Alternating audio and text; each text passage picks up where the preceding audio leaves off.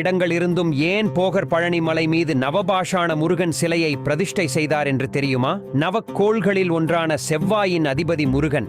செவ்வாயோட கதிர்வீச்சு அதிகமாக விழும் இடம்தான் பழனி. அதன்படி பார்த்தால் நவக்கோள்களில் ஒன்றான செவ்வாய் எனும் சிவந்த கோளின் நேரான வீச்சு பழனி மலை மீது பட்டு தெரிப்பதாகவும், அந்த கோளின் தலைவனான முருகன் அந்த மலை மேல் நின்ற கோலத்தில் அதன் வீச்சை தன்னுள் வாங்கி பின் ஆகம விதிப்படியான பூஜைகளால் அருள் அலைகளாக ஆக்கி அதை பக்தர்களுக்கு அன்றாடம் வழங்கி கொண்டிருக்கிறார். செவ்வாயின் வீச்சை ஒரு கல் சிலை உள்வாங்குவதை விட பாஷாண சிலை உள்வாக்கி வெளியிடுவதில் பல மாற்றங்கள் ஏற்படுகிறது. இதனாலேயே போகரும் நவ பாஷணத்தால் இந்த சிலையை உருவாக்கினார். இந்த பாஷாணங்கள் ஒவ்வொன்றுமே ஒரு கோளை பிரதிபலிக்கும்.